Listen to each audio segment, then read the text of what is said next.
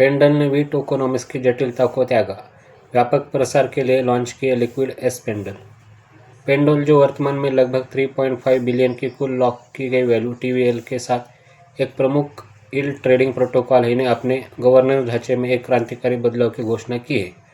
उपयोगकर्ता वृद्धि में बाधा बनने वाली महत्वपूर्ण सीमाओं का हवाला देते हुए प्लेटफॉर्म अपने प्रतिबंधात्मक वी पेंडल टोकन को चरणबद्ध तरीके से हटा रहा है और इसके स्थान पर एक नया लिक्विड विकल्प एस पेंडल ला रहा है। 2025 में 37 मिलियन से अधिक का राजस्व उत्पन्न करने के बावजूद पेंडल टीम ने स्वीकार किया कि उनका मूल वोट एस्क्रो मॉडल काफ़ी विशिष्ट था। पुरानी प्रणाली में उपयोगकर्ताओं को वर्षों तक अपनी पूंजी लॉक करनी पड़ती थी और थकाऊ साप्ताहिक वोट टू अर्न चक्रों में भाग लेना पड़ता था। इस जटिलता के कारण रिवॉर्ड्स केवल कुछ ही विशेषज्ञ उपयोगकर्ताओं तक सीमित रह गए थे, जिससे आम निवेशक हंसिए पर चले गए। तरलता के बंधनों से मुक्ति। एस पेंडल की शुरुआत लचीलेपन की दिशा में एक बड़ा कदम है।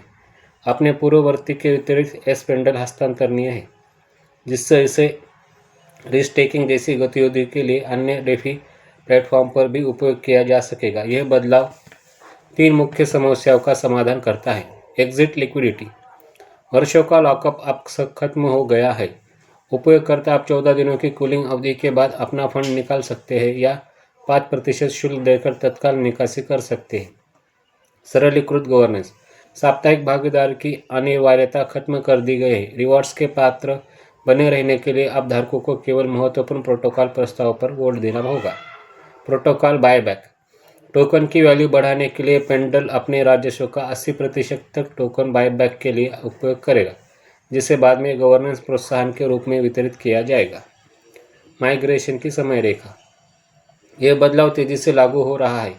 एस पेंडल स्टेकिंग इस मंगलवार को शुरू हो रही है और वी पेंडल लॉक की 29 जनवरी को रोक दिया जाएगा। मौजूदा धारकों के लिए इस बदलाव को आसान बनाने हेतु उसी दिन बैलेंस का एक स्नैपशॉट लिया जाएगा। प्रवेश की बाधाओं को कम करके और लिक्विड स्टेकिंग मॉडल को अपनाकर पेंडल का लक्ष्य खुद को एक विशिष्ट प्लेटफॉर्म में बदलकर डेफी परिदृश्य की एक सुलभ और बुनियादी परत के रूप में स्थापित करना है।